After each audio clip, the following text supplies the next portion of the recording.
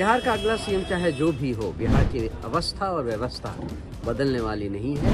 In fact ये और भी बुरी हालत में आगे आने वाले दिनों में आने वाली है। नमस्कार, आप देखना शुरू कर चुके हैं लाइव सिटीज को। मेरा अभिषेक है। जनसुराज पार्टी कार्यालय में इफ्तार पार्टी का आयोजन किया गया है। आपको बता दें कि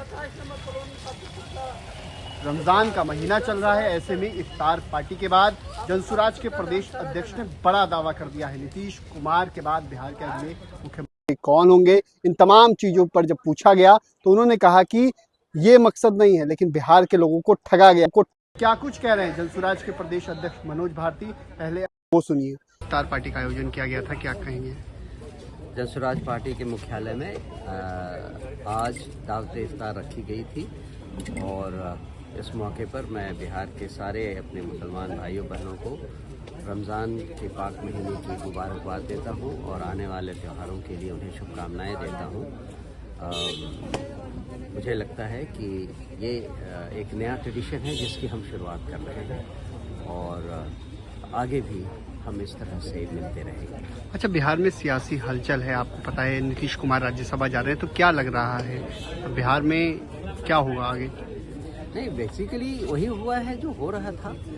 बिहार में जिस तरह से नेताओं ने अपने बच्चों के भविष्य की चिंता करके उनके लिए कुर्सियों का इंतज़ाम किया है, वही काम एक बार फिर से हो रहा है। ये समाजवाद के जो धुरंधर लोग थे नेता, वो लोग जिंदगी भर ना करते हुए अंत में वही किया जिसकी वो हमेशा ही खिलाफत करते रहे हैं। और दूसरी बात ये है कि नीतीश बाबू के बिहार छोड़ देने से बिहार की जनता को बहुत बड़ा घाटा है, क्योंकि बहुत सारे वादे किए थे चीफ मिनिस्टर होते हुए नीतीश बाबू ने। अब उन वादों का क्या होगा और बिहार की जनता को वो सारी चीजें मिल पाएंगी या नहीं मिल पाएंगी, इसकी कोई गारंटी नहीं। आपको क्या लगता है कि नीतीश कुमार के साथ खेला हुआ है? नीतीश कुमार अपने मन से जा रहे हैं, आपको क्या लग रहा है? अब पता नहीं, नीतीश कुमार जी ने जितने सारे वादे किए उसके लिए तो पूरी करने के लिए तो उनके खजाने में पैसे भी नहीं थे। तो या वो नाटक करके यहाँ से जा रहे हैं, या उन पर दबाव बनाया गया है, या वो खुद इस सीन को क्रिएट बीजेपी ने खेला करने की कोशिश की है क्या? हम तो कहेंगे कि इस पर केवल एक ही चीज़ है जो कि बिहारी लोगों के लिए चिंताजनक बात है।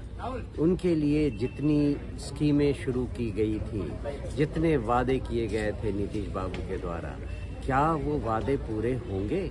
चाहे ये बीजेपी का खेल हो, चाहे नीतीश बाबू की अपनी कमजोरी हो, मेन मुद्दा हमारे लिए ये है कि बिहार की जनता एक बार फिर से और बुरी तरह से ठगी गई। लेकिन नीतीश कुमार तो खुद कह रहे हैं कि मैं जहां भी रहूंगा अपना मार्गदर्शन देते रहूंगा।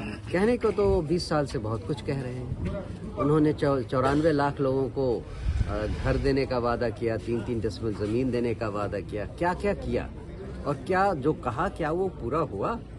तो वो उनके कहने का कोई ज़्यादा मतलब तो है नहीं। जो सिनेरियो आ रहा है सामने वो ये कि बिहार की जनता अब किसी के पास जाकर ये गुहार नहीं लगा पाएगी कि आपने ये वादा किया था और ये पूरा नहीं। बिहार का अगला सीएम कौन हो सकता है? बिहार का अगला सीएम चाहे जो भी हो, बिहार की अवस्था और व्यवस्था बदलने वाली नहीं है। इनफैक्ट ये और भी बुरी हालत में आगे आने वाले दिनों में आने वाली है, क्योंकि बिहार के पास अब पैसे भी नहीं है, खजाना भी खाली है, तो लोगों को वेतन नहीं मिल रहा है। आप और किस विकास की बात करते हैं? ठीक है, सरकार बदल रही है, जनसुराज की क्या भूमिका होगी, आपके नेता की क्या भूमिका? जनसुराज की भूमिका तो जनता ने, यहाँ बिहार की जनता ने तय कर दी थी। उन्होंने कहा था कि आप सड़कों पे रहिए और 5 साल और मेहनत कीजिए, तो हम 5 साल और मेहनत करने को तैयार हैं और कर रहे हैं। ठीक। तो आपने सुना कि जनसुराज के प्रदेश अध्यक्ष मनोज भारती ने क्या कुछ कहा है। बिहार के लोगों को ठगा गया है, बड़ा दावा किया है, कई अन्य बातों को भी जनसुराज के प्रदेश अध्यक्ष ने कहा है। बने रहिए लाइव सिटीज के साथ।